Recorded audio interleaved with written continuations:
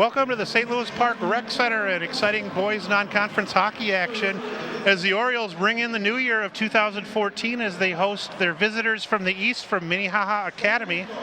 I'm John Fromm, and along with my partner Tommy Rempfer, we're going to bring you the game tonight. Tommy, looking forward to seeing the Orioles back on home ice. I sure am.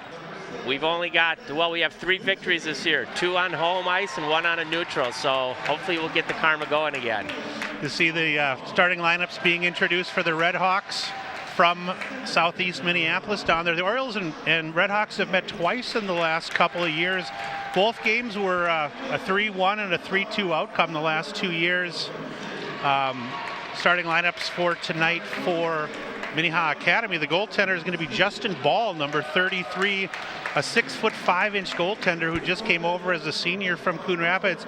Tommy, I heard he's really an acclaimed goaltender and getting some looks on the junior circuit. It'd be interesting to watch him tonight. Yeah, I was watching him at warm-ups. He's a big body out there. He's going to be tough to get the puck around him, that's for sure. There you see his numbers on the season. He's only faced 214 shots in their 9 games. Not anywhere near the load that Connor Clares, yes, the Orioles goalie, has seen, as he's been really battle-tested, the sophomore in net, with a couple of shutouts and a Care 11 Player of the Week award. There you see one of the younger players coming out for the Orioles. Orioles, of course, Tommy just came back from the Duluth Holiday Tournament where the last game resulted in an overtime victory, correct? Yes, we won in a shootout. That's always exciting and nerve-wracking for everybody. Yeah, we played a tough Cloquet team the first game. Came back the next day and played Buffalo, who had lost to Bemidji the first day in overtime, and then they finished the tournament against. God, I'm drawing a blank now. Was it Buffalo? Was it or? No, that's who they played. Oh, that's right. It was Owatonna. Owatonna. That's who it was. It was Owatonna, and they beat him in a. Had to go to shootout. And there you take a look at some of the Orioles frontliners that are starting today. You see Kurt Greenbush, the senior, on one wing. Connor Clares, of course, in net. Jake Lucas Savage on the other wing. And I believe that's Bauer Newdecker coming right on out there. The young man who's just a freshman, number 8, will center that first line. Defensively for the Orioles, I believe that was Casey Plender out there. And I did not catch the name of the other young man who was out there. But we're going to step away momentarily. This game, of course, is live all over the internet on ParkTV.org. So if you're watching from home and you've got relatives or friends in another state or country, for that matter, tell them to visit ParkTV.org right now. We are live on Friday night, and they'll get a nice chance to catch up on both teams.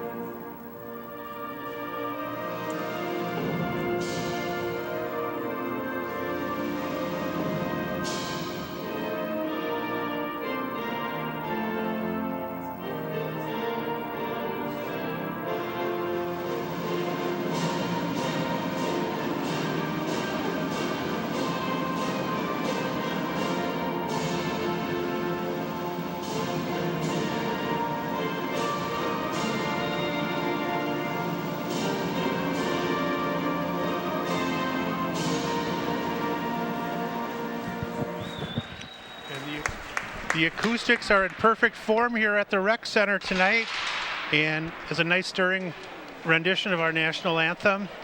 Wanted to say that this is really, take a look there. This is Minnehaha Academy versus St. Louis Park tonight.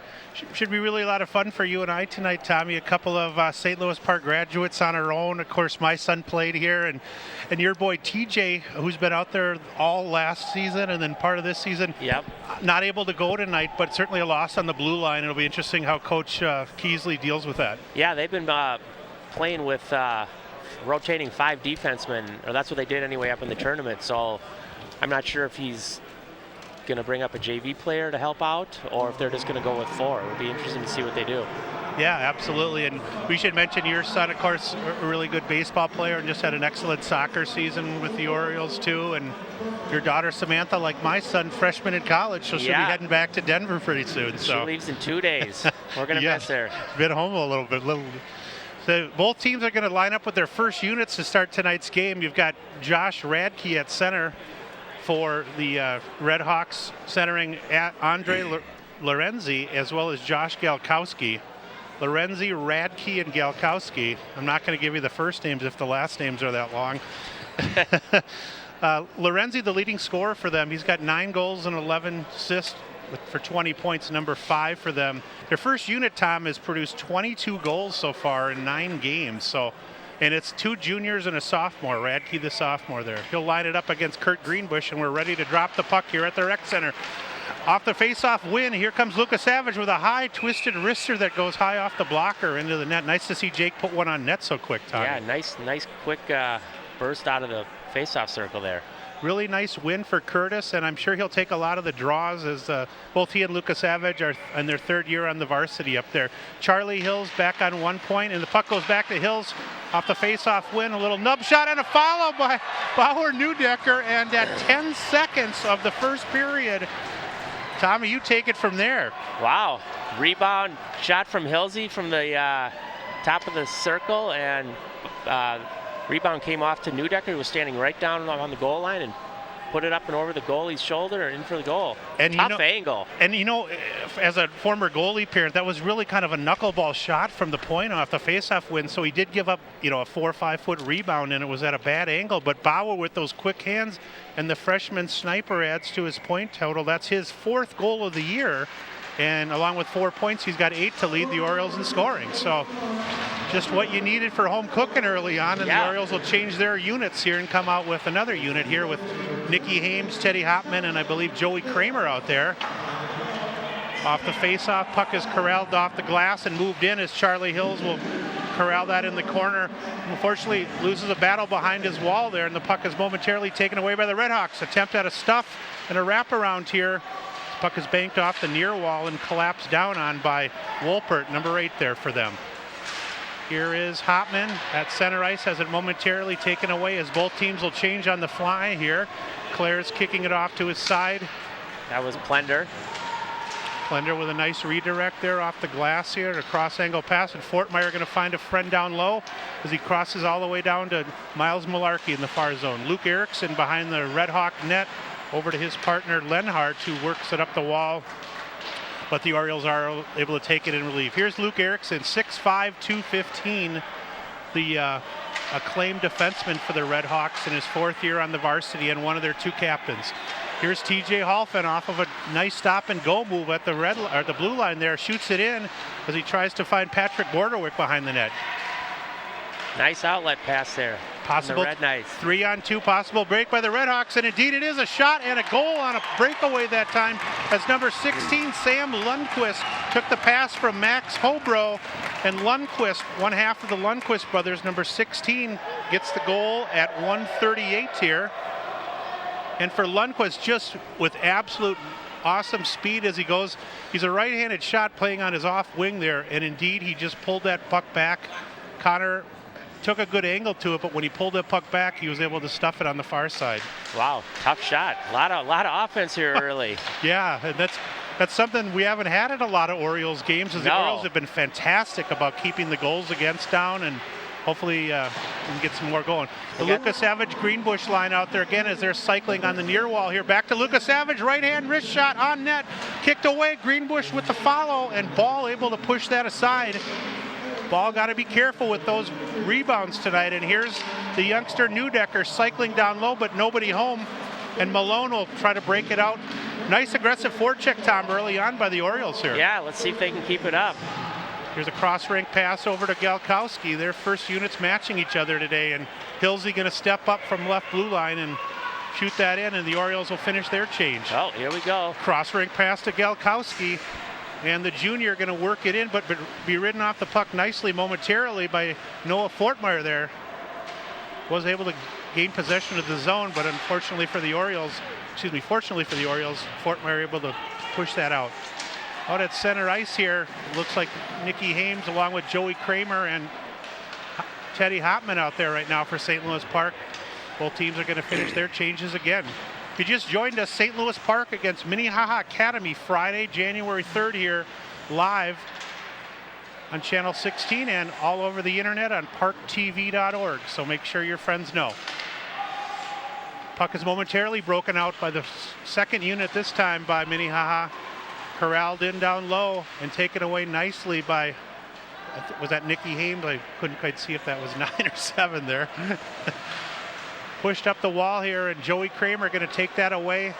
And the senior Kramer going to bang it out, and a break on a possible. Here comes Hames. Here comes Nikki Hames with a wrister just wide, number 7, the sophomore Hames. And here is Nikki Owens playing some defense now for St. Louis Park with the injury to TJ. Charlie Hills, the senior, breaking it right up the gut for St. Louis Park with some speed. Tries a stop and go move, nobody home there, and Hobro going to break that out for them. Ooh, nice. Nice breakup on that. Terlizzi was trying to give a backhand pass back to Hobro, and it was taken away there. He would have been gone if that got through. They're really sending that far winger on. They're breaking him out cleanly. So another shot on net by St. Louis Park early on, and ooh, TJ Halfin with a shoulder there. It looked like he laid on one of the Red Hawks, and I think Councilman Steve Halfin will be happy that the body was played there. So. Puck shot down into the Oriole zone here, and a nice offensive forecheck by number 11 for them. That's Radke. And Radke's back and forth there. Radke took it away. Nice center across to his teammate there. Yep, Lorenz get his stick on it. Yeah, that's that unit, first line unit, Tommy, with Radke, Galkowski, and Lorenzi, as we mentioned, 22 goals between number 5, 11, and 26 out there. And they did what they wanted as well after Radke was able to steal that effort, and a nice job by Connor Clare staying home and then making the save on the slap shot from the point. Off the face-off win, the Orioles gain possession and break it out here. Here's Newdecker and Luka Savage. Newdecker going to drop it home, and the senior Luka Savage working with Greenbush down low there. Back to the point, this time to Plender. Casey going to fake it and then work it to Newdecker with space and speed. Oh, Bauer not able to get that thing. Pull the trigger there. Yeah, he had an open space there. Oh, shot blocked. Blocked as well this time by the Hawks, and here's a break for them as well. Nice job by Plender riding the Hawk player off the puck. Puck is played momentarily with a high stick, but nothing whistled here. The Orioles will change direction and break it out. Nice cross-ring pass to Luka Savage, who does a nice 360 and shoots it in before he changes gears. And here's Newton able to start it back up for the Red Hawks. Newton to Lorenzi, the leading scorer for them. Lorenzi harassed by Nikki Hames down there. And here's a possible break that's thwarted by the shin pads of Joey Kramer that time. And the Orioles will break it. A possible 3-on-1 here. 3-on-2, excuse me. Nice job by Stopped at the blue line there. That was Wolpert who made a nice check there. Here's Charlie Hills, the stop and go 360 move. And the Orioles with a nice breakout sequence there. Unfortunately, it hit the skate, and Minnehaha able to regain the control there and shoot it in. If you just joined us here, the Orioles adorned in their home orange.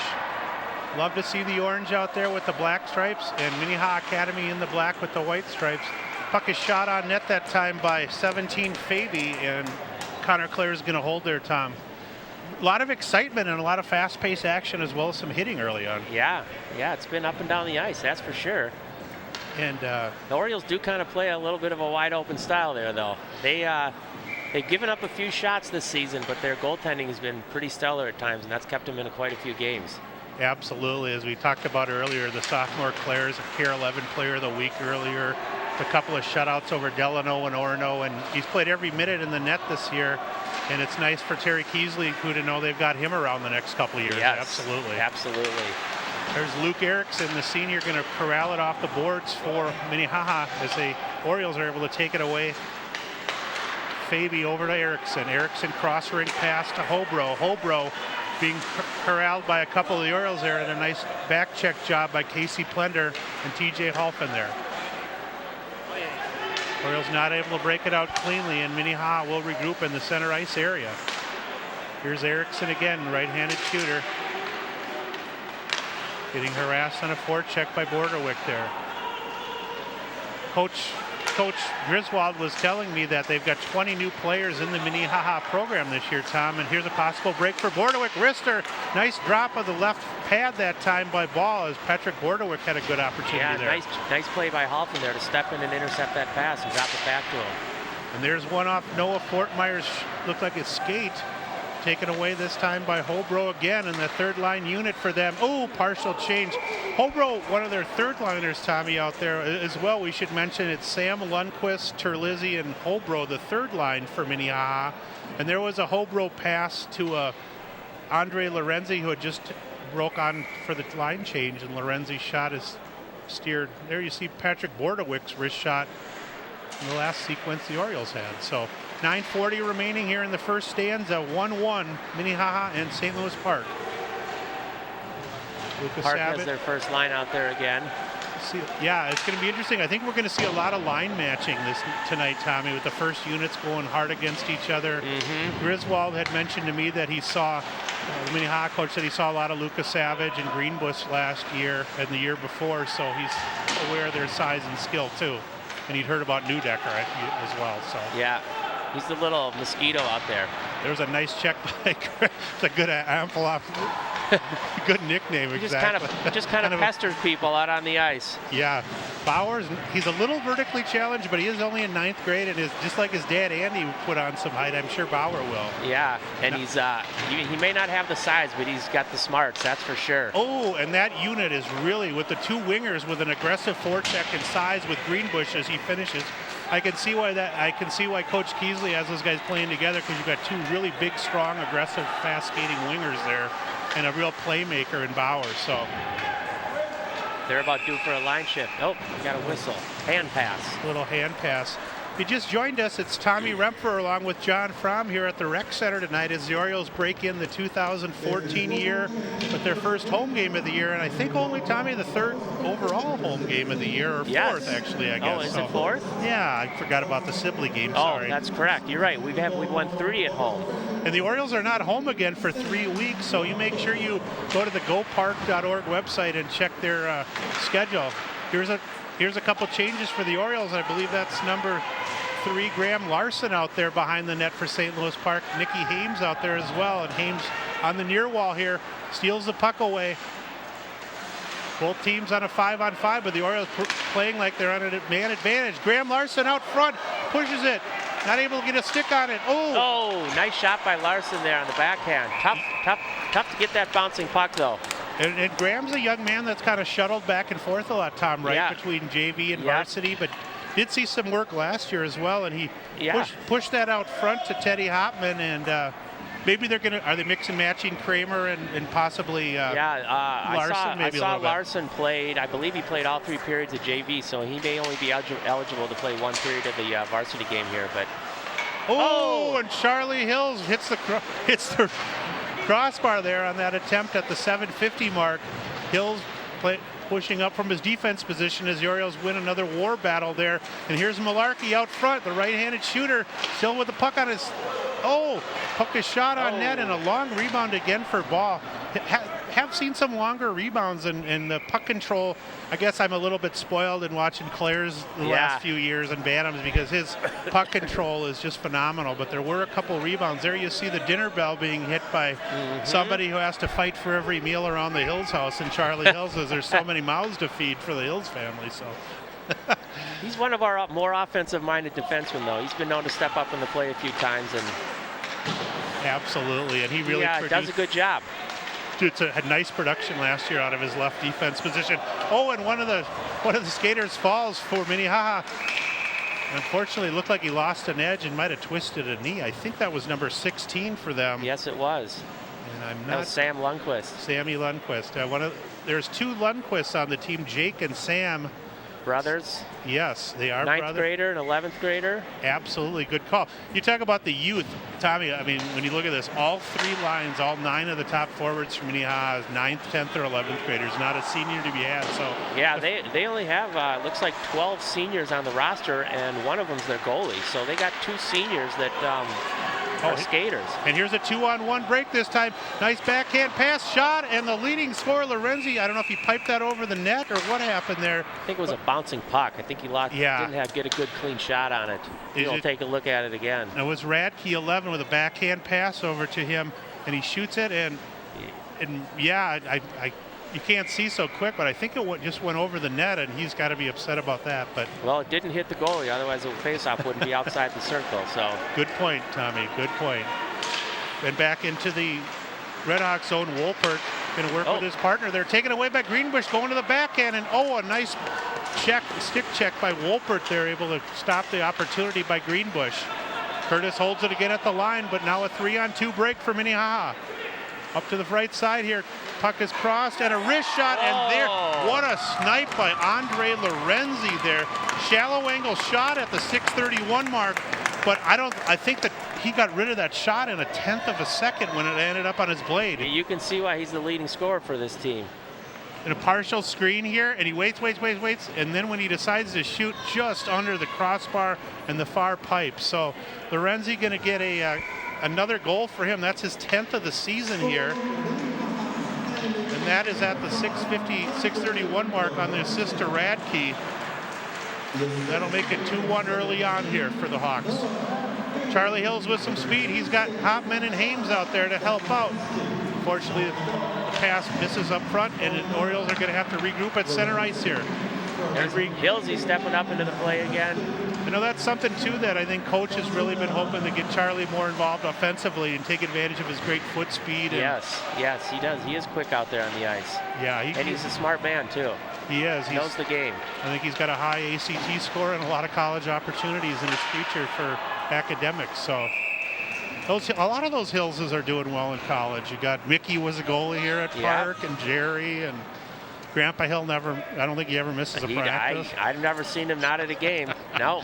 There you take a look at the play again as Radke missed backhand pass. He almost missed connecting with his line mate on that. And Connor just over his left shoulder. And Connor had the glove up, but he would have, he's a butterfly goalie, which a lot of the guys are nowadays, and he would have literally had to make an absolutely unreal escape. Malarkey on a chip shot off another pipe there as Malarkey diving for the puck in front of the net, chipped it, and it went over Justin Ball's shoulder and hit the pipe there. Let's watch this. Hilsey from the point, going to fire it. Nice catch by Malarkey. Goes off a skate, and then just dives. Yeah, I don't. Maybe he was maybe he's a lacrosse player in the offseason or something. He's really good at diving there. So. 5:34 remaining, and out front, Orioles with a face-off win again, and unfortunately that time Malarkey's shot just goes wide, and Larson not able to redirect. Halfin with the hold here, and Graham. That was Owens. Nicky Owens at the point they're holding it. Halfin, that third line unit out there for St. Louis Park, generating some offensive chances again. Oh, nice move that time by Nicky Owens there. Yeah. Coming from his left defensive position. Working around there. Here's Malarkey with a 360. The senior pushing it up. Still maintains control and wisely works it back to the defense position where Owens going to work it up. Line change. Park going to finish their line change. If you just joined us here, St. Louis Park versus Minnehaha Academy, a couple of teams that are both Section 2A rivals that might meet later on. Tommy, one thing I didn't get a chance to comment on, we didn't have a lot of time for a pregame show, but we mentioned these teams last year. St. Louis Park won a game 3-1 over them where we were up 2-1 and got an empty netter. Here at the rec center. And then the year before it was 3-2, the Orioles off an 18-win season. It was still an overtime win at Minnehaha, so this should go back and forth. They did return 10 lettermen for them, and they lost 4-3 in overtime to Blake in the section's quarterfinals. So Coach Griswold was really complimentary of how the team improved last year towards the end of the year. Here's Luka Savage off the face-off and controlling possession in the Hawk zone here. Cycles it cross ice to nice job out to the point that time. Puck is shot on net beautifully that time. No rebound there. Nice cross rink pass by Jake as he's able to find his weak side defenseman on a nice cross ice opportunity there. I think is that 15 over there?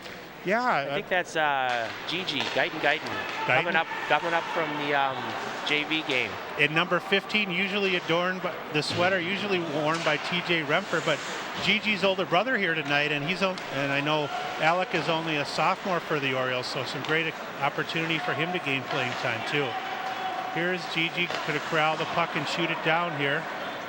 Just 4 minutes remaining in the first stanza, and that pass doesn't collect with anybody there, and Casey Plender, little stop and go move, nobody home this time, and for the Red Hawks a partial break, and here's number 9 for them with a beautiful shot on goal, and Hauerbro, who's had some good efforts already from that third line, gets it off the shoulder of Connor and goes into the corner. Hawks able to maintain offensive zone pressure here at this time.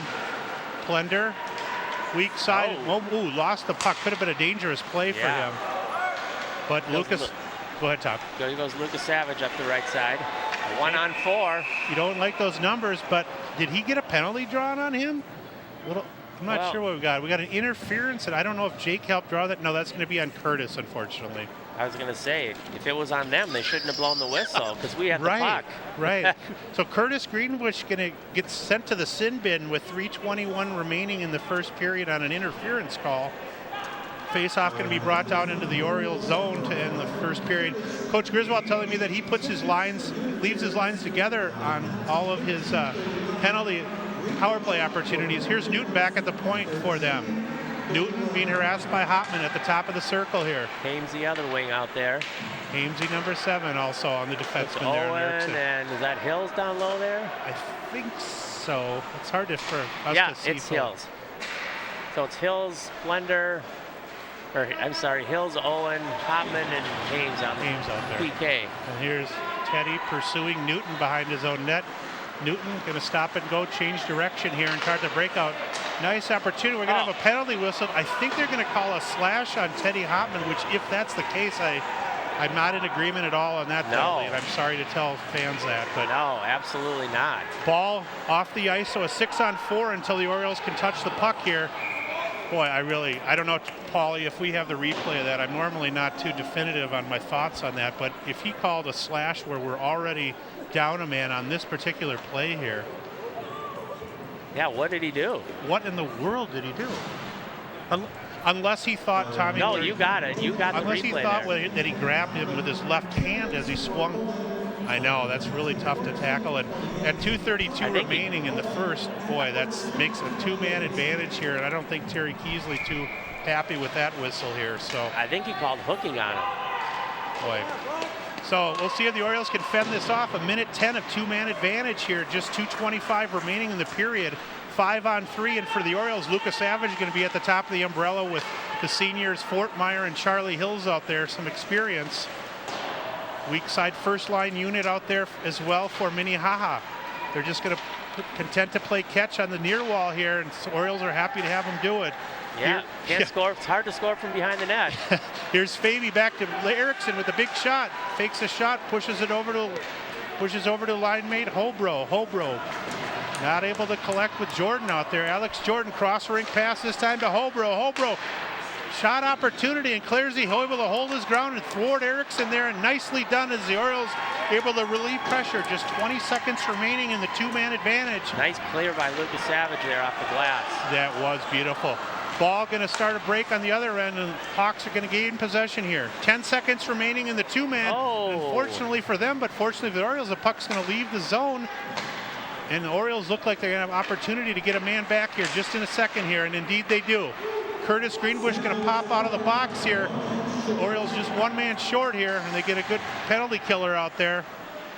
Yeah, I think the Orioles will be happy to get out of this period just down 1 goal, considering they played the last 2 minutes of it. 2 men short. Exactly. Almost a break there for... that's too bad. Lucas Savage with a block on that, and if he would have spun and read that Curtis had actually stolen the puck, he would have had a breakaway. Yeah. He'd been out there, though. I think he was out there the whole PK, so he was probably due to get off the ice there. Probably the last rush of the power play. Just 15 seconds remaining in it for the Hawks. 17 working on the weak side here. Here's Faby behind the net, the defenseman, getting some help that time. Puck pushed out front to Wolbert. Wolbert not able to put that on net as a nice block by Plender. Punter just able to golf it off the boards there. Oh, Wolford gets a pass out front, and here's Curtis Greenbush with some friends. Neudecker uses his body beautifully to create a breakaway. Backhand forehand. Oh! And I'll tell you what, from a hockey purist point of view, the way he used his body to create the space to receive that much puck. Smaller guy. I don't know, Paul, if you can bring that back a second, but here you see him, look, it goes between the legs. Tries to go between the legs. That's the NHL move you always see. That's beautiful. So yeah, I saw Tomas Hertl do that for, who does he play for? I think the Sharks. Boy, yeah, you get to a lot of games, and you couldn't quite see it, but the way he used his body, because 16 has got to have 50 pounds on him as well as 5 inches. Yeah, so. 6'1", he's listed at. So just 22 seconds remaining, both teams at full strength here.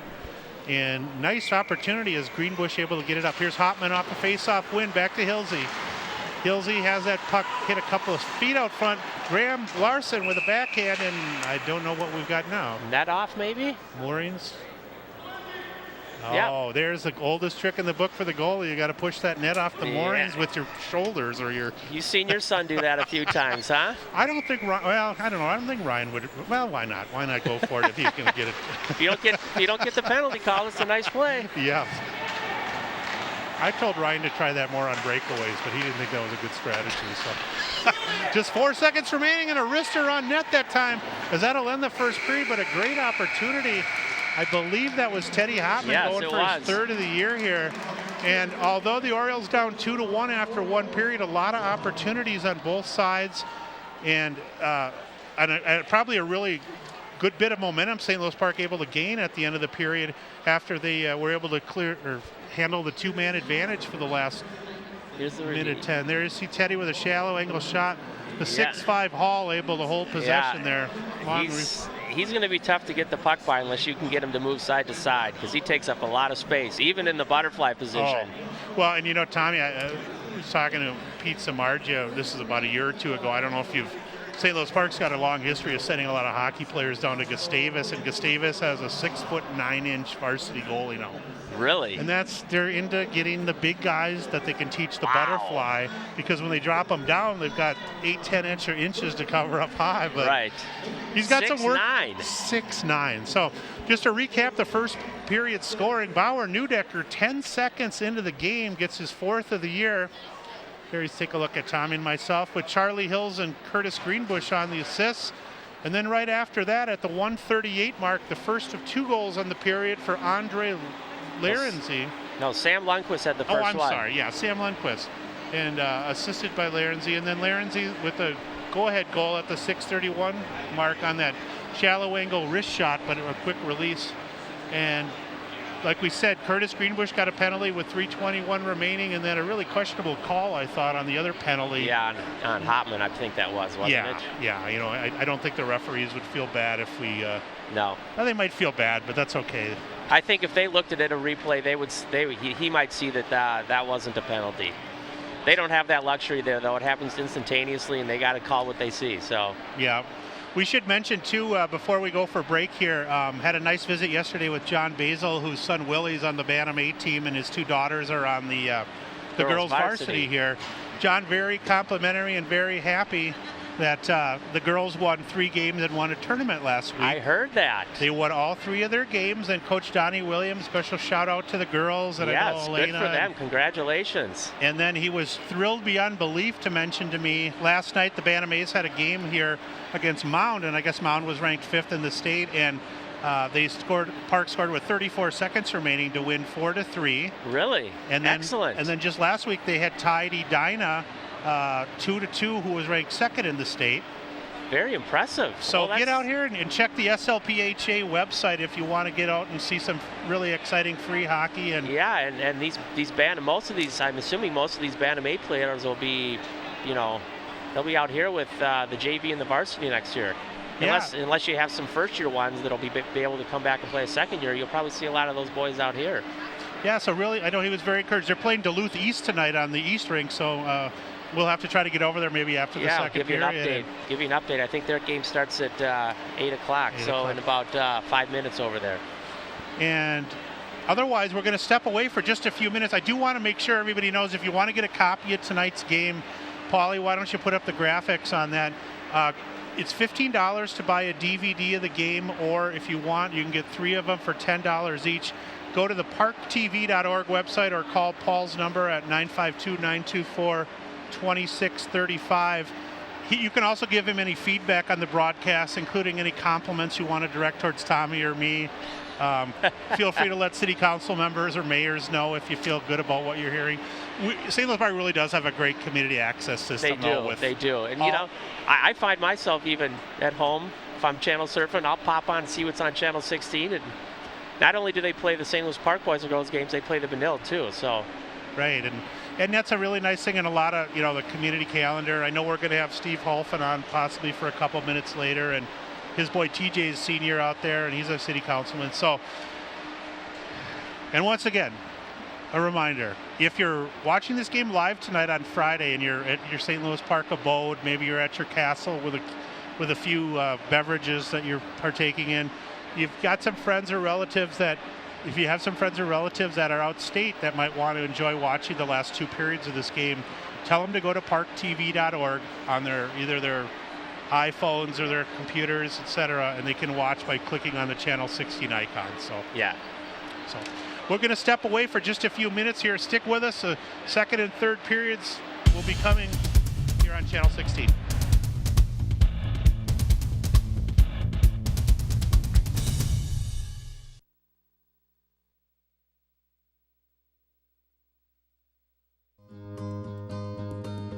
You always made sure I brushed my teeth.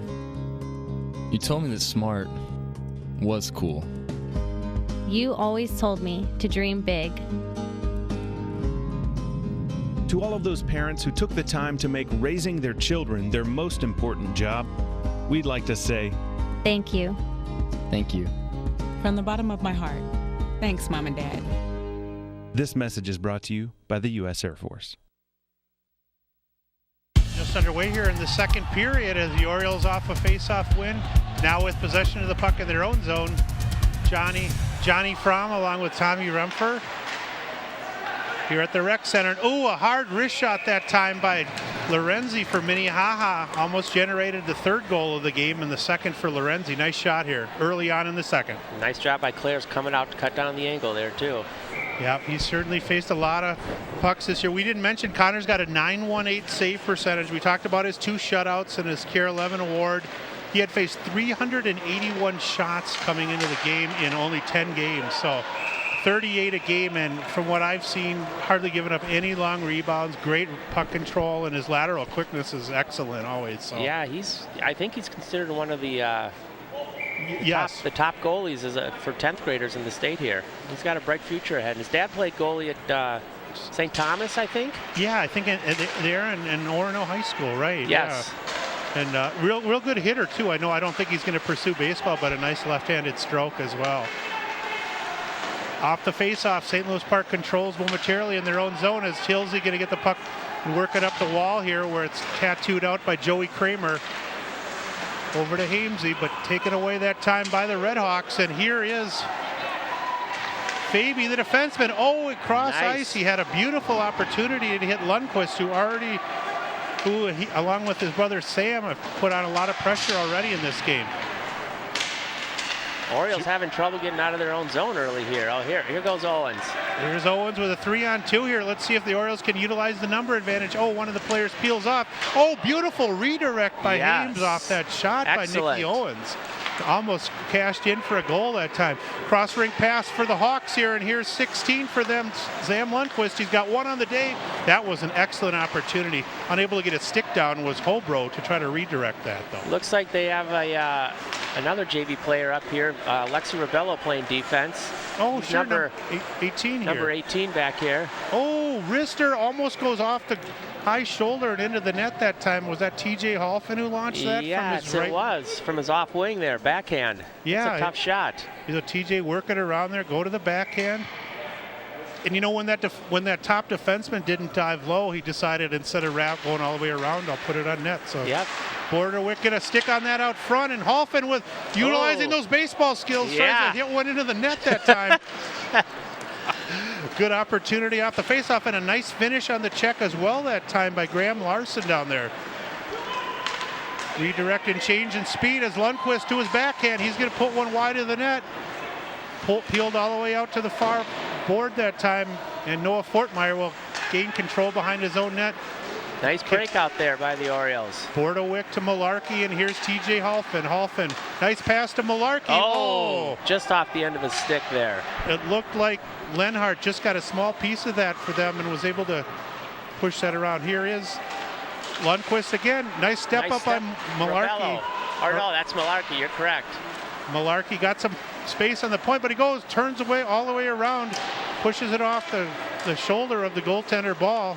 And here is Malarkey again. He's really crafty. He's got nice, a lot smart play there. Yeah, he doesn't always rush things. He kind of waits not panicked at all. Kind of waits to read what the D is going to do. And nice job by this unit, able to apply a nice aggressive offensive forecheck. Ooh, solid hit that time laid on by Malone down in the zone there for Blender pinching. Little cycle work again this time, and just trying to ring it all the way down, but Hobro not able to do so, and both teams are going to change their units here. 13:48 remaining in the second period here at the Rec Center. First home game of the new year for St. Louis Park. We mentioned earlier, Minnehaha comes into the game with a 6-4 record, and St. Louis Park 3-6-1 on the season. These are Section 2A rivals, so they might very well meet in the playoffs. Nice cross-ring pass by Neudecker to Lucas Savage up to Greenbush. Greenbush stop and go there. He's got Neudecker on the far side, but a nice stick that time, able to get a stick on it and prevent that angle to pass to get through. Radke, I believe, got a stick on it that time. Here's Nicky Owens in his own zone. Forwards a nice pass to Greenbush. Curtis with speed. He's got numbers, and he's got a nice angle. Puts it on net and follows the shot that time. Don't know if the initial shot got through. Here's Neudecker over to Greenbush again. Back. It's not a law firm. It's Neudecker and Greenbush, a couple of the wingers out there. I like that, Prower. Yeah. Nice shot on that time. Yeah, if you haven't had a chance to see the Orioles this year, we encourage you to come out. And here's another look at one of the opportunities that Connor Clare is able to get a glove on. St. Louis Park's only had 4 home games, and they don't play home again for until January 25th. But if you're watching tonight on Friday, the Orioles take the show on the road to New Hope Arena tomorrow to play Cooper at 3 p.m. on Saturday. So if you get a chance, come on out to New Hope tomorrow to see Park play. Apparently Cooper's got quite a phenomenal sophomore on their team. I believe his name is Trey Looney. Trey Rooney, 9 goals in 3 games over the holidays. Is that what he had? Yeah, and he had about 40 goals last year as an ice hitter. Yeah. I saw him a lot growing up. His dad happens to be the head coach at Cooper too, so I think we talked about that before. Yeah.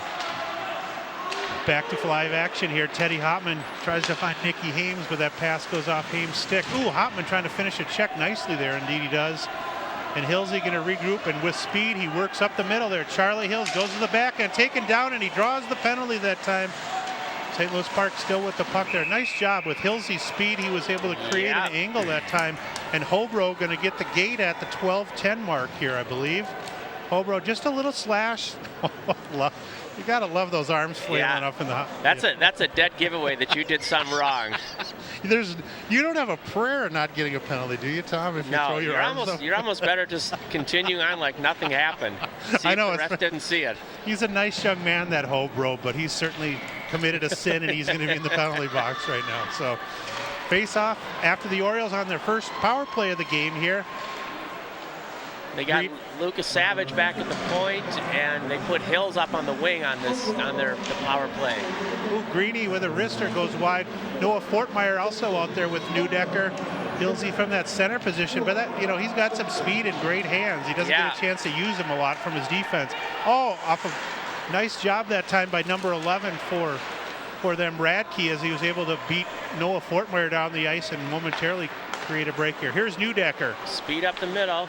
3-on-3 situation. Going to go around, wheel around behind the net here into the corner. Back to the point. Noah Fortmeyer. Fortmeyer cross-ring pass. Cross ice from Lucas Savage to Neudecker.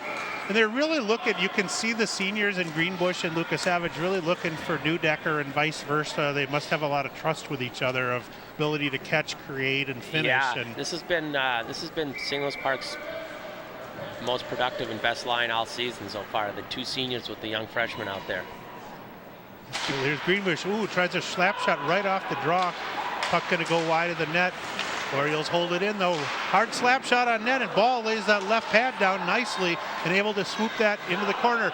Oh, puck goes off Lucas Savage's skate, but Jake's going to do a nice job recovering in his own zone. Nice job of using his body there to shield the puck. Yeah, Sam Lundqvist was really attacking him hard, and Lundqvist, nice job as well, though. He steals it back and is able to relieve pressure. Just 44 seconds remaining in the power play here. 10:50 in the second period. Greenbush. Oh, young man, Lundqvist tried to line him up for a nice takeout there, unable to finish cleanly as the Orioles will finish their change here. Here's Miles Malarkey at center ice, got a little space, goes to the forehand and works all the way around the net, looking for some help out front. Doesn't find any, but goes all the way around and had an open angle at a wrister. No one picked him up. If they're going to let you, you might as well shoot it. And here's Noah Fortmeyer, lasers a slap shot into the gut of Nick Hames, I think, unfortunately. Nicky collapses to the ice, but he sucks it up and is able to get to his feet again. Oh, almost a giveaway there at center ice by Plender. Covered. Galkowski's unit out there along with Lundqvist now. And then you see also Ryan Pearson out there. Here's Pearson behind the net for them, number 12. Ooh, puck is pushed up that time. I believe that's Malarkey again, but he has it stolen away. Plender will have to try to work it up the near wall here. And Casey puts a nice little piece of wood on that young man as he puts a hammer on Terlizzi there. Oh, Malarkey just off the end of his stick there. Yeah, Miles had it fall right off his stick. Nice finish on the check by Noah Fortmeyer, as one of the smaller defensemen around really plays with a lot of great intensity and strength there. 9:30 remaining in the second here. Here's Hames with a one-on-one here. Nicky Hames going to the forehand, trying to create some space. Tries the wraparound. He's got an Oriole out front. Oh, nice pass to Hopman. Yeah. Teddy not able to finish and get that on net, but great idea by Nick Hames. Nice individual effort there. And here's Hopman. Waiting for the rest of his team to fill in down low. Hopman with a pass back to the point, and that was TJ Halfen firing that on net. Puck shot in again. We had kind of a Lexi Rebello out there, and number 4 out there for St. Louis Park. Is that Noel Whitboom, or not quite sure who that is? But that's another JV player up playing a period. I'm not sure. 2-on-0 breakaway as the puck is scooted all the way down. Here's Lundqvist. Oh, he goes high, and I'm not sure if that got a piece of the glove or not, but a 2-on-0 was thwarted that time. Nice job by Erickson, the blue liner for Minnehaha, able to find 2 partners, including Lundqvist on that. Orioles trying to break it out again. Here's the senior TJ Halfen. Caroms it off the plexiglass to center ice. Yeah, I'm not sure who. You might be right. That might be Noah Woodboom out there. I didn't have any other guesses. So here's off the line change. Oh, Orioles Bauer, couple of 8s. If you're holding 8s in your hand, you almost saw a nice pair of 8s down there, and Bauer Newdecker along with number 8. Wolpert, Andrew Wolpert. The upper levels, that would not have been icing because Newdecker beat him down there. I but know. Yeah. Unfortunately, at this level, you got to touch the puck. So at the 8-12 mark, the first unit out there again for both teams as they've been matching up a lot tonight. Off the face-off win, St. Louis Park momentarily controlled by Lorenzi cycling in the corner down there, being harassed by Plender behind the net. Lorenzi receives a return pass by his line mate Galkowski. Ooh, nice job by Plender on lining him up for the check that time. Lorenzi works it over to Radke behind the net. Greenbush, and Radke tries to stuff it in, but Claire's able to drop that pad on the post and prevent that one from coming through. Nice job. Well, Orioles having trouble getting the puck out of their zone here with that Red Hawk first line out there. Yep, and here is Newdecker, a little 2-on-3 in St. Louis Park, and Kurt Greenbush, I think, going to get saddled. Or is that Casey Plender? No, that's Bushy. Yeah, going to get saddled for another penalty, unfortunately, tonight, as Curtis going to get sent. No, Casey Plender going to get sent to the box here at 7:56. Oh, maybe well, see, Curtis followed his check, but it wasn't really a charge, and then he got right him there for extending and head first into the boards. So, yeah. Hopefully they just give him 2 for that, because they could get him for something more serious there. As we very well know, you and I, after the Jablonski situation a couple years ago, any of the direct pushing or following through on checks straight head first to the boards has been really a problem. So. Yeah, and it's just 2 minutes. But just 2 minutes for Casey Plender will put the Red Hawks on the power play here. Here's Erickson back to the point for Minnehaha. Erickson works it over to another lineman. Oh, nice deflection, and good job by Clares to stay with the puck off the deflection. It was Fabi on the deflection from the point. Oh, that's too bad. Good for that. And here's Erickson going to reassess the situation in his own zone and work it over his line mate Anderson. Back out to the front here as they get it to Lundqvist again. Sam Lundqvist with some help on the side here. Back to Erickson.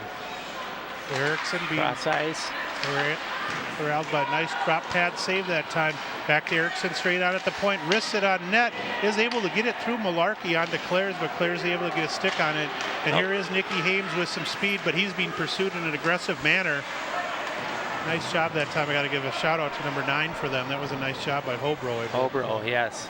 Good speed catching up to Hames there. He's one of the Orioles' quicker skaters. Orioles able to finish their change with 55 seconds remaining in the power play at this time. This is Fobel back to his partner. Wrist shot hammered at the point that time by Hobro again. We called his name a lot.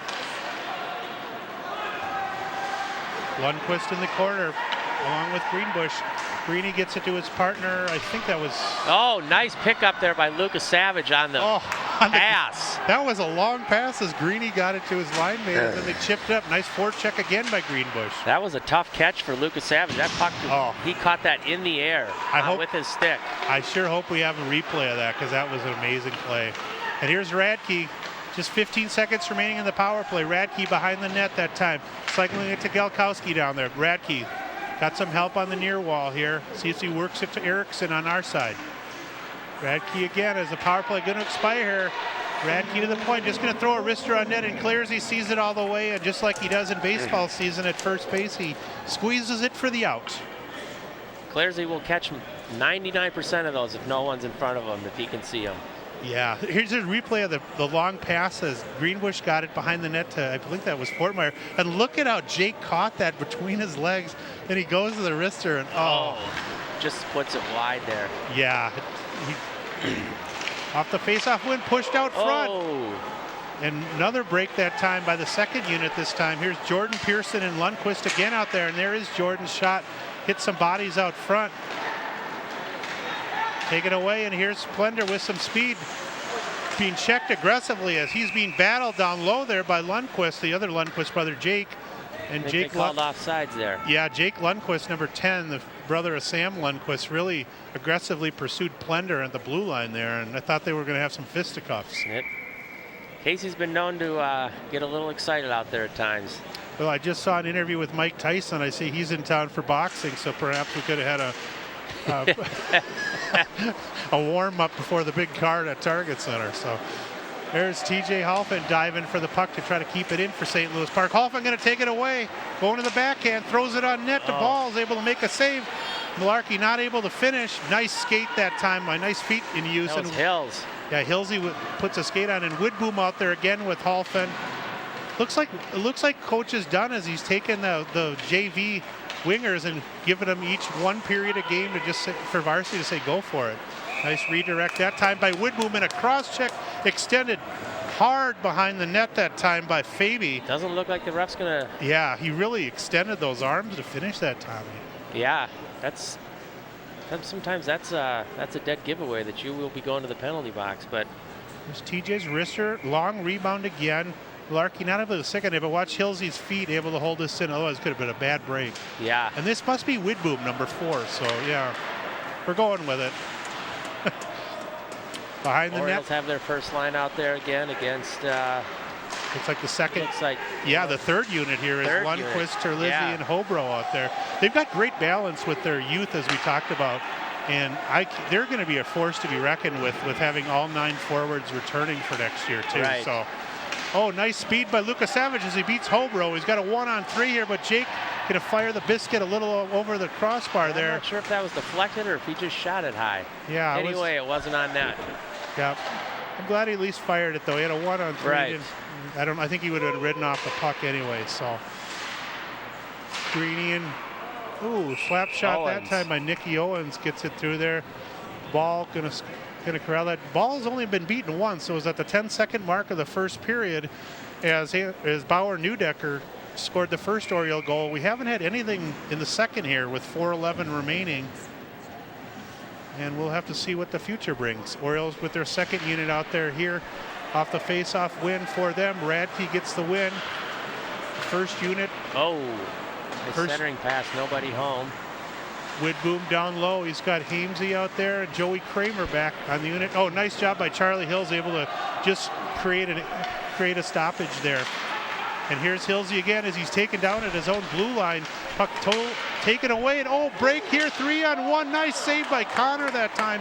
Tommy, I don't know if you had a chance to see that. I know one of your fan club members was bothering you, but that was a beautiful save as it was a 2-on-0. So. And the rebound, he got the rebound too. Yeah. Here's Kramer off the wall here, going to click it to center ice. Hopman. Here's Golkowski again in that first unit. Nice step up by Kramer. Not able to catch the return pass and going to be shot all the way down. Just 3:20 remaining in the first or second period here. Not a lot of stoppages in the second so far. Hamesy going to take that puck down and wisely hooks the arm, and if he gets points for riding time, he rode Radke right to the ice that time. Better than letting him get away with the puck, so if you can get away with it, sure. Who's that? Alexi Rebello, number 18, a sophomore as well. From his defense, but steals the puck away and almost wraps it home. He's in the land of the Giants down there. But boy, is he ever. little Lexi Rebello, not afraid to mix it up. You watch him play the JV games. He plays with the same tenacity, too. He's about 110 pounds stinking wet, but I'll tell you what, he had a 1-on-3 there, and the three guys were all 6 feet or greater, but he almost scored. Yeah. So. Nice work that time. Really nice for those guys to get some work, as there you saw the nice save that time. And Connor with a cat-like stick able to deal with the rebound and push it in the corner there. Blender goes down to one knee, but does hold it in momentarily and work the backhand there.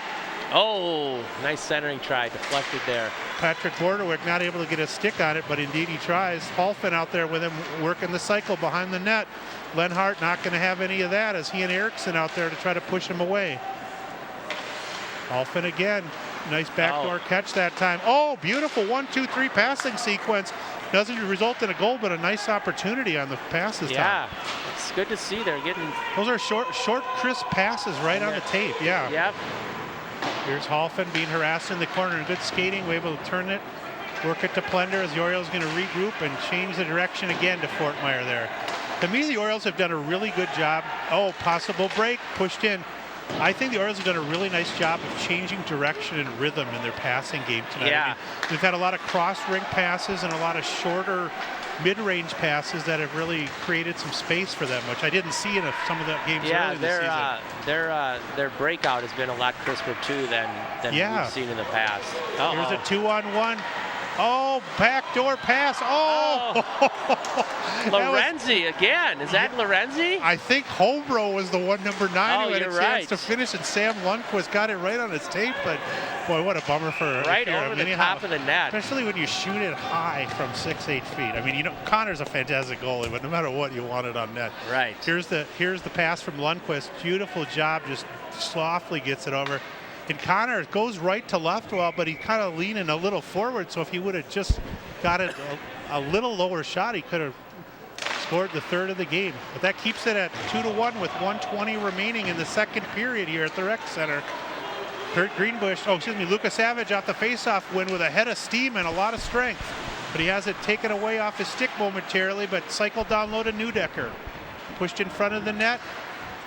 Too bad. Bounce off someone's stick. Beautiful job on the offensive zone forecheck that time, but St. Louis Park going to change direction and work the cross-rink pass here. Both teams able to finish their changes. Just 50 seconds remaining, and Luke Erickson with some time to think about what he wants to do. He works it towards the blue line and center ice. Cross-rink pass. Nice poke check by Greenbush there. Yeah, Kirk got a nice stick on it. They're going to change two of their forwards here this time, Minnehaha. And here is Nick Owens. Weak pass over their time, but he gets it. Thank goodness, gets it up to Neudecker, who works it to Greenbush. Greenbush and Luka Chavez on a forecheck. Had a chance at a 2-on-1 if they could have stolen that away. That's offsides. We got to call that. 18 seconds, and I believe that was number 11 Radke, who couldn't keep that foot down on the on the blue line here. A lot of dignitaries at the game today, Tom. Nice to see so many VIPs out. I know John Gordon here, a big member of the Benilde St. Margaret's community, who's been a large benefactor to the St. Louis Park Little League. A lot of thanks that John was able to come on. Who else have you seen tonight? Oh, we got Councilman Halfin here. Maybe we can get a couple words from him. Yeah, but he's definitely not afraid of the microphone. No, he's not. Just 3 seconds remaining here, and that'll just do it here for the second period. Neither team able to light the lamp, but after two, St. Louis Park with some good opportunities. The score remains 2-1, Minnehaha.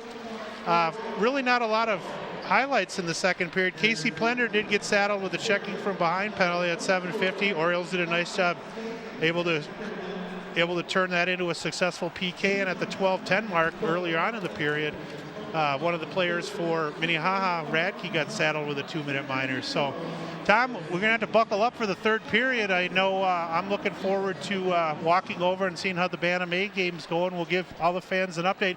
Stay with us here on Channel 16 as we're going to bring you the exciting third period, and go to ParkTV.org if you want to get a copy of this game tonight, or if you want to watch the third period live on Friday. So, anything else before we step away? Just the Orioles have what they play tomorrow. Tomorrow at Cooper. Tomorrow afternoon. I think the varsity is a 3 o'clock start.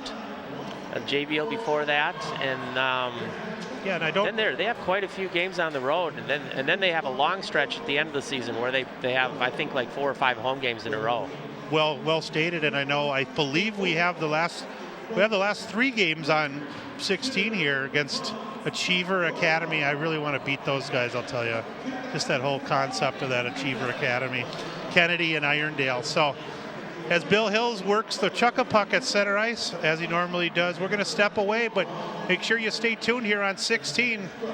St. Louis Park Hockey returns momentarily.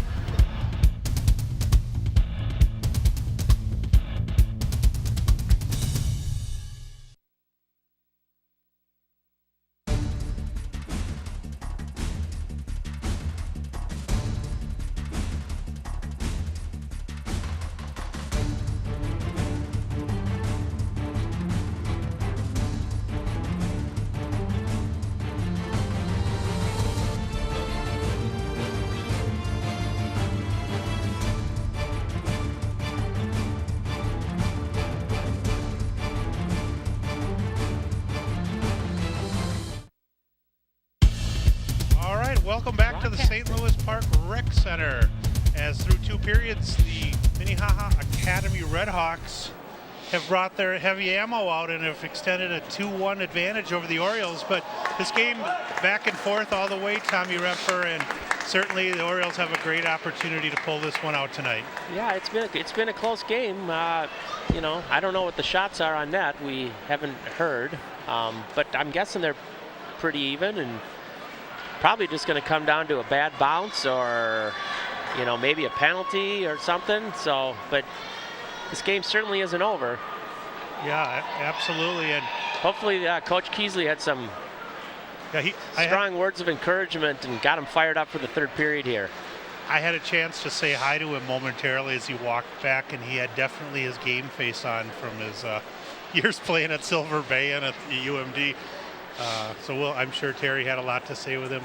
It seems like he's having a great time as his first year as the full-time varsity head coach after being around here for 20 years. And yeah, coaching in the youth, the association level. He's coached the squirt team for many, many years, and my son plays for him. He thoroughly enjoys them. He loves all the coaches. He's, obviously, like we said earlier, TJ not playing tonight. This is the first game he's missed all season, and he actually didn't even practice this week, and he gets a little grumpy at home when he can't be on the ice. Right. And that's where your daughter Sam comes in to, provide some support, hopefully, and Gail. But yeah, that's always difficult when it's a shorter season, and we'll cross our fingers. Looks like both teams are going to start the third period with a first unit out for Minnehaha, and the Orioles with Miles Malarkey, TJ Halfin, and also, I believe, Patrick Bordewick. Yeah, kind of mixing it up, and I'm sure he's trying to get a little more offense sustained off his second and third units. Off the face-off win, Plender in his own zone scoots it over to his partner. Is that 15? Or no, that's Noah. That's Fort Meyer. Yeah, sorry, my My eyes were failing me here. Just underway here in the third period here at the rec center. There's Radke able to break it out so far for the Red Hawks. He's kind of lost a little speed in his step. I'm not sure if he's pulled something or looked like he got a little hurt there. Anyway, back to live action here. Fortmeyer tries to find Bordewick, not able to do so. Beautiful job that time on a break opportunity by Claire, is able to cut the angle down, as again Sam Lundquist had a great opportunity that time. Another turnover at center ice. Yep, got to kind of cut those down. Here's Galkowski, the aggressive forecheck. He's out there with Lorenzi. Ooh, puck is able to be brought out front in a dangerous situation there. Fortmeyer that just got trucked in the corner there? Or? Yeah, it looks like he's coming off a little slow, but he's a tough kid. It looks like some of the either Neil Greenbush or one of the assistants going to talk to him. Here you take a look again at the opportunity. Here's Lundquist, or that's not Lundquist, that's Galkowski, able to fire that in net, and then Lorenzi tried the turnaround shot. Didn't quite see what happened on the sequence. So we're going to have to redo the draw here. Not sure what happened. Yeah, I didn't see either. Just a reminder, lots of upcoming games forthcoming on St. Louis Park Cable. I know Tuesday we're covering one of the Benilde hockey games and several boys and girls park games for boys and girls hockey and basketball in the future. Oh, Charlie Hill ships that from the red line and then receives a stiff check that knocks him to the ground that time. Orioles cycling it in the near side here. Here's Nicky Hames behind the net. Does a nice job taking the puck away. Still holding with pressure. Beautiful moves up front. Oh! Keeps that wrist shot low, Tommy, and he beat 2-3 guys just to get that off. Yeah, low short side. Nice effort there by Hames. There's Nicky Owens again from the red line. As Tommy had mentioned, up from his defense position earlier. Is that Rebello? And the Orioles with a shallow angle shot. Just like Bauer Neudecker just chipped it ahead to Lucas Savage, and just like the other goal on the other team, a shallow angle shot. And just what the doctor ordered. So Neudecker just chips it down, and look he's literally at the red line, but he went down and Luca must have got it. Yeah, I think he put it over his right shoulder, just under the crossbar there. That was literally at the red line. I mean, you just don't see goals like that. Here it is again. Nice pass by Neudecker down low. Nice backhand pass, and just a one-timer from Lucas Savage. Nice shot on net there. Excellent camera work by Misty Lewis, able to get in on that. So she's doing yeoman's work as our only camera person today. So that'll knot things up at the 15-minute mark as Lucas Savage gets one from Neudecker. Back to the point as Park trying to get ahead here now. Shot on net goes wide, and unfortunately for the Orioles, Plenner not able to hold it in. Both teams will battle here at center ice. Lots of bodies on the near side here. Plenner just going to chip it off the glass and down into the Minnehaha zone. Where Erickson out there with Lenhart. Lenhart and Erickson back and forth playing catch with it. Erickson loses control of the puck, and Hopman going to forecheck on that and try to create a turnover. Nice job stepping up by Greenbush as he got in the way of Erickson, and now he's got an opportunity. Curtis Greenwood, beautiful move. Mister hits the outside of the net, and he did that all on his own, didn't he, Tommy? Yeah, he sure did. He little toe drag around one of the Red Hawk players and went in for a nice shot. Boy, there's a beautiful move as well by one of their players, Lundquist, as he created some offensive zone space on his own. Borderwick on a 2-on-1 here. He's got TJ Halfin on the near side. I think he was trying to give it up to him, but he waited just a tad too long. Yeah, should have passed it a half a second earlier there. He had him. Yeah, he did. It was a 2-on-1, and TJ was on the off wing as he normally plays, but Patrick didn't have the ability to... I'm wondering if he didn't see him, or I don't know what happened there. Yeah, here's the takeaway here is Greenbush takes it away. Watch the move here. Boom. In his shadow is that young man, and Curtis just on the outside. Yeah, I don't know if that hit the goalie or the outside of the net there. Definitely hit something. I think he's playing a little bit too deep in the net, too. Even though he's a huge goalie, he's even on a play like that, he shouldn't have been able to create that much of an opportunity. Yeah, he come down and cut the angle off. Here's Bordewick, goes high, misses the glass that time, and works all the way out. In his own zone, Noah Fortmeyer wisely just able to push that out. The Hawks will have to regroup to gain on side. Both teams shortening the bench a little bit. First and second units is all we've seen so far for Minnehaha here in the third. 13-18 remaining in the third period. Oh, and we're going to have I think a we're going to penalty. have a penalty on the Redhawks there. Yeah, it looks like they're pushing the face-off down here to, or was it a Oriole hand pass maybe? To see if we can find here what happened. Nothing going to be whistled. Maybe it was a hand pass as he gets way down here. I guess so. Takedown there. That's what I thought they got. I thought they got a penalty right back there. Unless the Oriole player pushed it along the boards there. Yeah, that's the thing I can see. Off the face-off win, momentary break that time, an opportunity for the Hawks. Countered by the Orioles, so they'll regroup, and Lucas Savage works the boards to create some space. Lucas Savage on the forecheck with Nick Hames out there. They got a new line combination out there. They took Bushy off this line. Maybe he's playing. Yeah, maybe they're trying to spread some of their talent out there a little bit. Yeah, they had. Well, they certainly. Now here's Lucas Savage looking for a second of the night. Nice cross rink pass to Charlie Hills again. I've seen Jake give up the puck a lot more cross rink and create some good angles tonight. Oh, nice job by Hames trying to find Newdecker. Newdecker steps up, stops it, and works it back to Hilsey at the point. Nice job by Hilsey using his feet there. Keep the puck in play. Oh, Newdecker with a 360 hangs onto the puck somehow. And Hamesy helping him as this unit's really battling hard, as Tommy mentioned with the change here. Nicky Hames also a real scrapper with some definite skill. Out of play into the net off the Redhawks. Face-off will be down in the Minnehaha Academy end zone here. We mentioned earlier that the Oriole girls hockey team had won 3 in a row last week. A lot of great athletes on both teams. We mentioned your son TJ being a 3-sport star. Plenty of athletes on the Minnehaha side. Their programs have really taken an upswing the last couple of years. I guess they won the state title in Class 3A football in the fall, which I didn't know either. Oh, really? So, I did not know that either. Yeah, good for them. Yeah, and I guess they were a runner-up in track too. So it's interesting information you can receive. One of the looks like 14 out there for the Orioles. I believe that. Did you say that's Alec Gaitan? No, I'm not sure. I'm trying to look at the way he skates. There's another JV player out there with, not a number that's not listed, and I'm not sure who that is. Here's Hobro again, as he had an angle there, but a nice job by Fortmeyer, able to stop that offensive zone chance and opportunity. So 14 for the Orioles. Whoever that young man is, I'm not sure if it's... I wonder if it's... We've seen, is it Keenan Kneisel? Oh, does he shoot right? I'm forgetting. I know Keenan's right-handed. I'm wondering if it's Will Gleason possibly. Okay. I don't know for sure. Yeah. So another young man getting some chip, and if it is Gleason, nice catch on the pass there. Going to throw it on net here, and goes high off the glove that time, or blocker, and he's going to peel off to finish the change for the Orioles. Ooh, almost a steal there. Greenbush, Bordewick, along with Halfin out there right now. Charlie Hills trying to catch up to one of the players. Unfortunately for the Redhawks, they do lose the puck momentarily. Wow, as Patrick Bordewick. Collision at center ice there. Patrick Bordewick was like an airplane ready to come in for a landing, and he just went flying right down the runway that time. Nice back check by Malarkey there to break that play up. Yep, puck again taken away from Malarkey that time. Oh, and an important job that time by Nicky Owens, as if he did not put a glove on that, it was going to be a break that time for Lorenzi, who was behind him on the weak side. Here is Lorenzi behind the net. Tries to shuffle it out front. Malarkey going to work the glass and try to create a breakaway.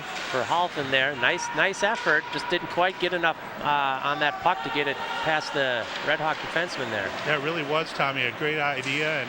And here is Nicky Owens again. Nice poke check.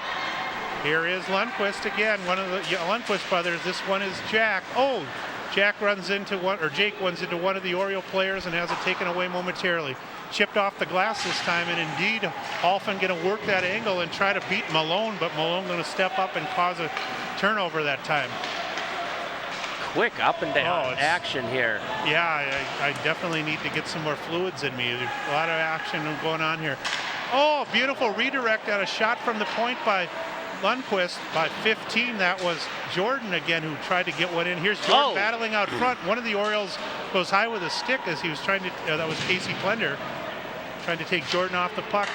Plender behind the net. Nice cross ring pass, a nice touch pass. Oh, too bad. Just didn't quite get it out there. Good idea by Bauer Newdecker. I've almost called him Andy twice. Sorry there.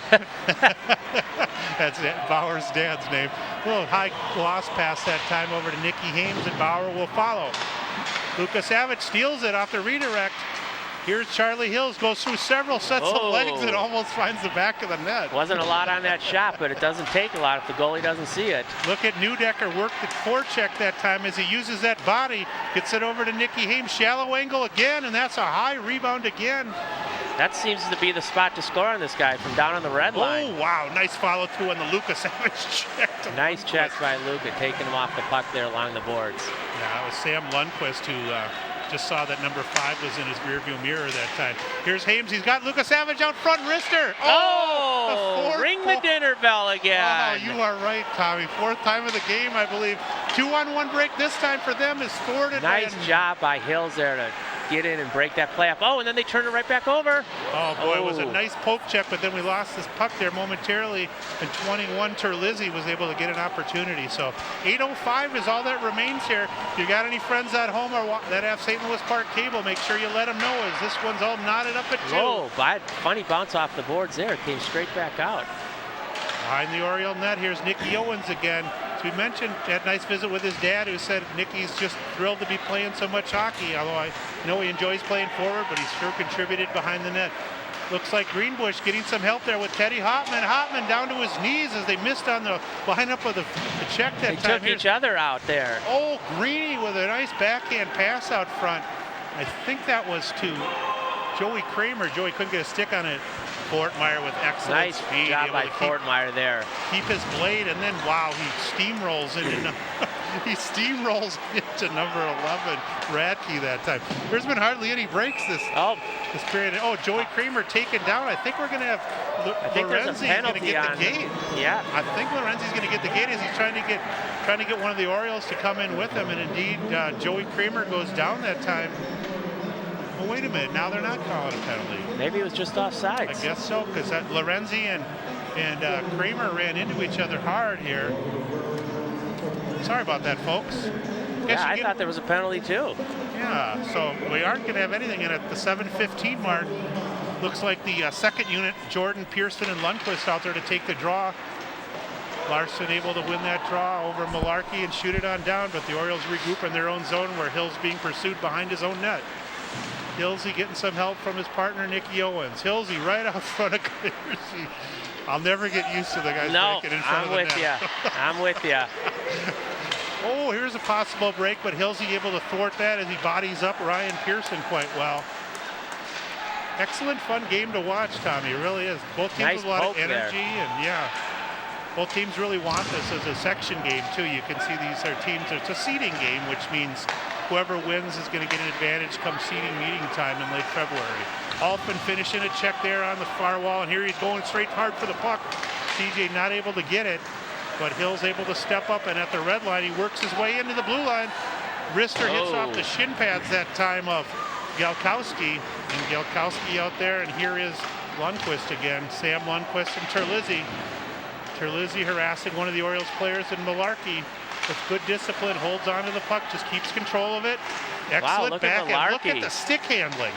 Oh, it almost went through the 5-hole. Tried to get it 5-hole. Nice job by. Oh, we got a little scuffle out there. Is that Hames?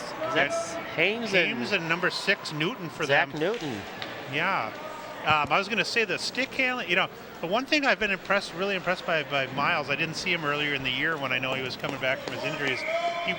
He's learned to wait so long before his move, but still have enough momentum to make some different moves. So. What? Long directed pass, shot all the way down, and they're trying to hit Lorenzi on the break. And unfortunately for him and the Redhawks, an icing going to be whistled at the 5:55 mark. So Lorenzi and the first unit out there, that's Radke and Galkowski. On defense, they've got Malone and it looks like Erickson back there. Orioles are going to counter with Lucas, the mixed line Tommy referenced earlier with Neudecker, Hames, and Lucas Savage. Is that who's at center there? Yeah. Luca? The action's coming so fast and furious, Tom. I'm having a hard time keeping my name straight. Yeah. You're doing a good job, though, Frommer. I'm impressed. Well, thank you. Oh, right out front, Lucas Savage went to the backhand and almost found it. We're going to have something whistled here. Unfortunately for the Orioles, one of the Orioles players, it looked like made a direct cross-check play on one of the players and caused one of the Redhawks players to be injured. Here's Lucas Savage's backhand attempt, and then right here. Paulie, I don't know if you can slow that up one more time, but right in front of the net there, one of the smaller players. I don't know if it was. Yeah, he kind of cracks. Was that Hames? I don't know, it was one of the smaller guys. I don't know if it was Hamesy or he's coming, or is it this guy? Oh, it is here. No, that wasn't. Yeah, I think that's Hames. It is Hames. Okay, so Hamesy at 5:39, not what the doctor ordered for Park fans, as they will have to try to kill this off. Face-off win right back to the point. Nice job that time momentarily by Hopman, able to cause some pressure on Newton that time, and a nice job again by Greeny, able to get that puck out. Yeah, that's an offensive zone penalty is not one that the coach will be happy with. No, and at the 5:22 mark, this could very well be the game if the Hawks can bury one here. We'll see if the Orioles can regroup. Ooh, Hopman pushed hard into the boards by Terlizzi that time, and Lorenzi out there for them. Little backdoor catch here as Erickson going to play catch with Newton. Norton. Oh, Norton loses the puck. As nice forecheck by Kurt Greenbush, backhand. Oh, and he's just tied up by Erickson, who looked behind him like he thought he might get saddled for an interference or a hook. Just off the end of his stick there. Couldn't quite get the backhand on net. We didn't reference this earlier, but this is a Hawks power play that was 11 for 28 going into the game at 39%. Here's Greenbush 1-on-3, just going to fire it in. Looking for the screen there from his own defenseman. Kurt going to wheel off as Bauer Neudecker on to help change. Here is Lucas Savage out there as well, and 11 Radke throws it off the feet of Charlie Hills. Whacked into the corner that time. Oh, a takedown play. Nice job by Claire's, able to thwart that effort. As I'll tell you what, Tommy, number 8, Wolpert had an excellent opportunity to finish there. Yeah, I thought that might get up over Claire's shoulder there and get in. Nice job by Wolpert coming in from the D here, just to create an opportunity and receive that pass by the centerman. Yeah, good. That's good hockey to see too, if you're just a purist fan. Yeah, watching the defenseman get into the action there, especially on a power play. Yeah, good time to do it. Oh, that quick shot thrown on that time by Fabi. Fabi's effort. Nice clear by Lucas Savage there off the glass. Just 28 seconds remaining in the power play for Minnehaha. 4 minutes in the game, or in the third period, I guess. Yeah, we'll have to see what happens. Neudecker on the forecheck, harassing some of the players, and here's Lundqvist again, able to beat Lucas Savage with speed, but unfortunately for him, he throws an errant pass that Neudecker is able to partially get out. Quite clear it. Terlizzi, weak side opportunity thrown toward the front. Top of the umbrella this time, it looks like. Lundqvist again going to throw that on net. Terlizzi out there as the Orioles are able to finish. Both teams 5-on-5 at full strength, and here is Malarkey. Fresh off the bench, cross-ring pass to Lucas Savage. Lucas stops at the blue line. Nice reader, beautiful backdoor pass again. Cross-ring pass to Luca. As they're giving and going to each other that time. Hilsey not able to hold it in. Orioles will have to regroup and retouch. There's 3:15 remaining here. Anybody's game here, and Miles Malarkey with a nice forecheck there. Beautiful forecheck creates an opportunity. Malarkey's had a good game today. Yeah, he been all over the ice, been patient with the puck. Yeah, he really has, and I think Lucas had an excellent game too, on a passing point of view too, and opportunities. Here's Bordowick, 2-on-2 break this time. On the weak side, he's got Halfin. Oh, just out of Halfin's reach. Yeah, that was a nice opportunity. Galkowski wheeling behind his neck, worked up to Wolpert, who chips it on out. And it looks like Nicky Owens going to regroup for St. Louis Park behind his own cage and work it up the far wall. Patrick Bordowick has some numbers, and fortunately he was able to get that through two of them. That was close to coming right up the back of Claire's there. Yeah, it's 2:25 remaining in regulation, we'll have to say. Nothing decided here at the Rec Center here on ParkTV Sports. Here on Friday, January 3rd. Here's Halfin again. He's got Malarkey, drops it off to Miles. Miles with another dipsy-do move. Has beats one guy, but unfortunately for him, Galkowski going to take it away. Galkowski tripped up. That's too bad. Just unfortunately for the Orioles. There's a 1-on-3 there. Galkowski left his feet momentarily when he changed directions here, and Noah Fortmeyer going to get a stick to trip him up, or a bleep. No, it was his foot that tripped him up. Looks like he stuck his foot out or didn't pull it in, one of the two. Those are the tough situations too, because you certainly don't want to give a breakaway up with 2 minutes remaining, and indeed he would have had an angle there to close right in. So Looks like maybe a wise use of a timeout here, I think by Terry Keesley. I didn't quite see who signaled that at the 2:03 mark. Yeah, I'm not too sure either. If the Orioles can dodge this bullet, though, Tom, that's 2 kills in the last 5-6 minutes of the game, Tommy. Yeah. Right, they will, unless the Red Hawks score here, the Orioles will be playing rest of the third period shorthanded here.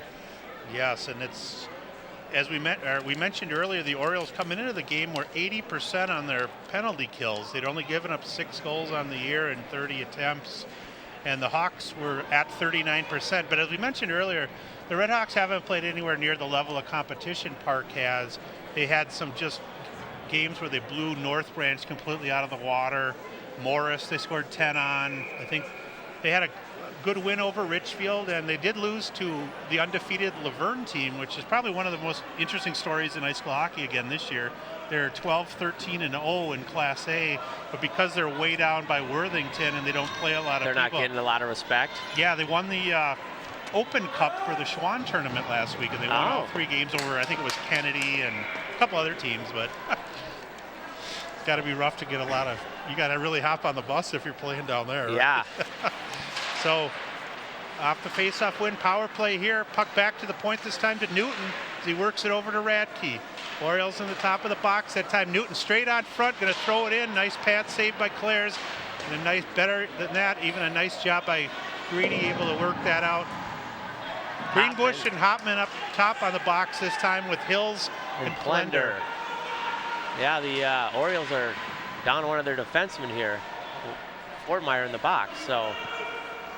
Here comes Radke again. He's on the weak side there. Oh, they let him go momentarily. Opportunity to shot there. Nice clear by Bushy there. Looks like the Orioles are going to change their forecheck unit at time, and it looks like indeed Greenbush and Lucas Savage and Newdecker out there. Here is Lucas Savage, number 5 for St. Louis Park. Just going to control the puck and then throw it all the way back down nicely with some height. Waste some time off the penalty there. 1:05 remaining in the game and 1 minute in the penalty. We'll see if St. Louis Park can stay fresh here. 3 guys back for the Orioles. Here's Galkowski again, who helped draw the penalty that sent Noah Fortmeyer into the box earlier. He pushes it out to the point here. Newton, one-time pass to Radke. Radke looking on a weak side, top of the hill to Newton. Redirect and a nice tip that time. And indeed, that was Jordan trying to put it on net. Just 35 seconds remaining in the power play. Back to Newton again. He's going to high wire a slap shot. Clears, he gets the glove down and beautifully follows up the redirect that time. Looked like, was it Galkowski hitting that right out of the air, Tom? Yes. Tried to his baseball impersonation there and knock it out of the air and into the net. As Newton lays one, a nice slapper, good pad save, and then look at between Galkowski as well as Lorenzi. They're trying to be Johnny on the spot right there. Wow. So just as Connor Clares has done a lot this season, he really bails out the Orioles there. Just 33 seconds remaining in the game, and the power play pretty much at the same level. Slap shot high, sails over the goal that time as Fabi not able to get it on that. Here's Erickson with the big slap shot, cross rink pass. Nope. Nice block by Hills there. Yeah, I'm not sure. That was Hills getting it, you're right. So that'll shoot it down and just take us down to 15 seconds. Greenbush on the forecheck. Ball going to try to start a break himself. This will do it with 10 seconds. Possible break again this time, going all the way around the routine. Claresy able to hold his post and work out there a little bit. And with just 4 seconds remaining, we're going to have a face-off. 4 seconds in regulation, as you saw, a nice break. Claresy really shuffling over there. And my impression too is, unlike Ball tonight, Claresy's out at least 2 feet out of the box there, even on those shallow angle shots. So he's got enough. Takes away a lot of the net there. Erickson probably going to try to fire one right on net off the shot. Not able to do so. Turnaround opportunity goes wide. Luca thought about a 150-foot shot, but he wisely doesn't want to risk another maybe unsportsmanlike penalty. And that'll do it for regulation. We're going to have a 3-minute break momentarily, and then an 8-minute sudden death overtime. And I know we really had an excellent game tonight. What a fantastic game to cover, too. It's always great when you look at the schedule and you find some good matchups and teams that are even. And just like the last 2 years, Tom, it's been close. 1-goal game. It's going to be a 1-goal game. Absolutely. And we should mention, too, that if any of you want to get a copy of this overtime thriller, or you have any feedback, Paulie, I'm going to ask you to put up the graphics for.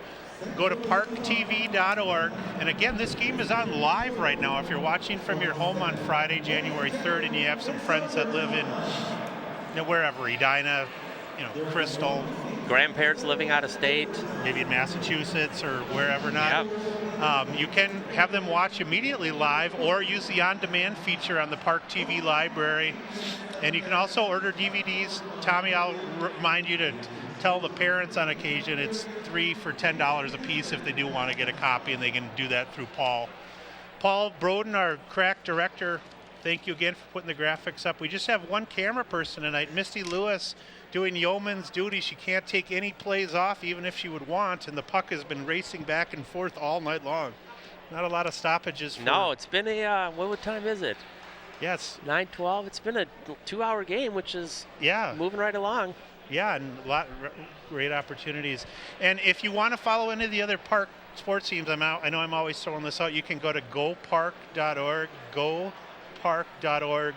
I know the basketball team has got some upcoming matchups early in the week. I am John Fromm along with Tommy Rempfer. A couple of the proudest 1983 Park graduates you're going to find here tonight. Yeah. We did graduate together, and our kids graduated 30 years after we did. Isn't that funny? Yeah. And then your dad graduated 59, and my aunt in 59, and my uncle 63. Kind of a small world. We're yep. We might have moved to far. Maybe we should get our heads together in a few years and write a book on the history of our families in the city or something. Yes, we could. So we're going to start it off here in overtime here in the first unit, back out there with Radke, Lorenzi, and Galkowski for the Hawks, and Hames, Lucas Savage, and Newdecker out there for the Orioles. Plender able to bring it in here. As we mentioned, just an 8-minute overtime.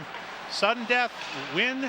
Uh-oh. Oh, nice job by Lucas Savage on back check there as a forward. Yep, he's become a very well-rounded player and really is bought into being a more responsible player on the defensive end. Here is Lucas Savage. He's got some numbers out front.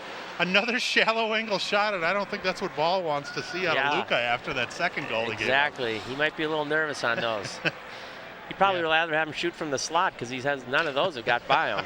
Yeah, he hits a lot of posts from the slot, doesn't he? I remember opening day against Minneapolis, he almost won a game late. Yep. So here's the Halfin Malarkey, and is that Joey Kramer? No, that is Patrick Bordewick. Turnaround shot by Bordewick, followed by Halfin. And a nice opportunity, almost follows so. And then we're gonna have heads up in the stands. If that was an NHL game, we'd have somebody going to the penalty box. Yes, that was we just would. Shot out. Delay a game. Puck, one of the Oriole faithful going to hold on to that. Got an extra puck.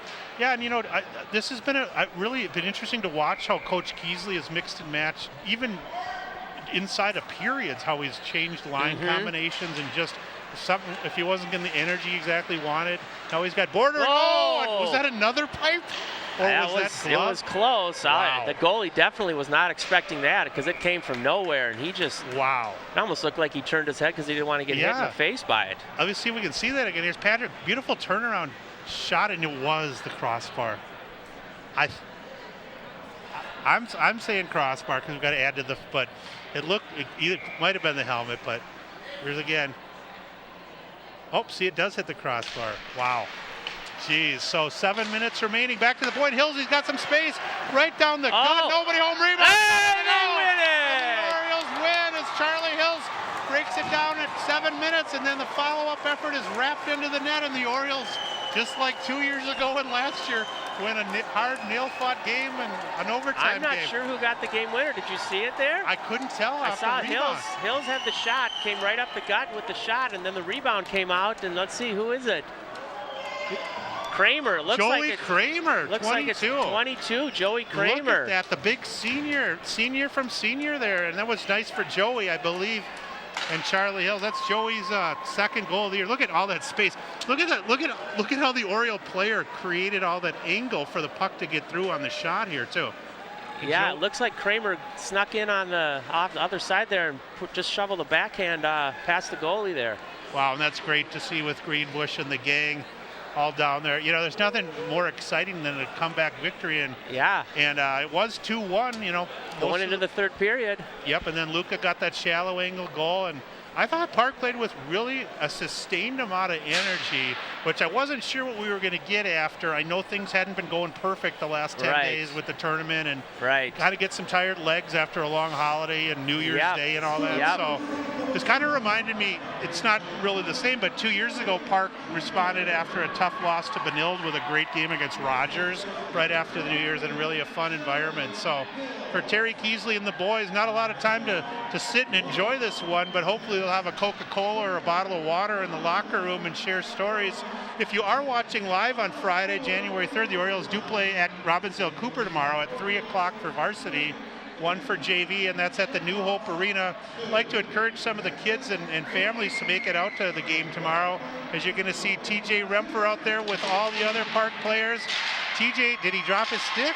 Or No, maybe... TJ's not out there. Oh, well, somebody's out there. Okay, I'm sorry. Oh, he is out there with his helmet on. He's walking out there. Yeah, okay. I thought That's their salute to the fans after a home game. They did not take that from the Gophers. They did not steal that. Well, that's where I saw it first. So. I know I'm being completely sarcastic, but didn't get the official shots on goal, but nice to see the Orioles get their 4th win of the season and break a little bit of a not a losing streak. They technically won their last game in the Denfeld tournament. So 2 in a row for St. Louis Park, and just had a great time bringing you the game tonight. Excellent effort by a lot of the kids. I know TJ Halfin had a really nice game and almost scored there. What are you going to take from the game? What do you think the guys are going to take from it? Well, hopefully they'll just, keep up the hard work and realize that, move your feet and control the puck and up and down the ice. It'll pay off for you. I assume that Coach Keesley had some words of encouragement for them in the second period there, and obviously it paid off, or in the second intermission there, and obviously it paid off as they scored in the third period and then scored in the overtime to win it. So hopefully they can keep the momentum going tomorrow against a good Cooper team. We'll have to wait and see. Yeah, Cooper's been putting my official 3 stars of the game, which I don't often do, but I decided tonight that I was going to do that because it was an Oriole victory. I'm going to give the 3rd star of the game to St. Louis Park's goaltender Connor Clares, who did make some key stops in the late going on a couple of key power plays. I'm going to give the 2nd star of the game to Miles Malarkey, who we called his number a lot for just creative plays he made. Keeping the puck on his stick. Offensive zone pressure, just being really intelligent.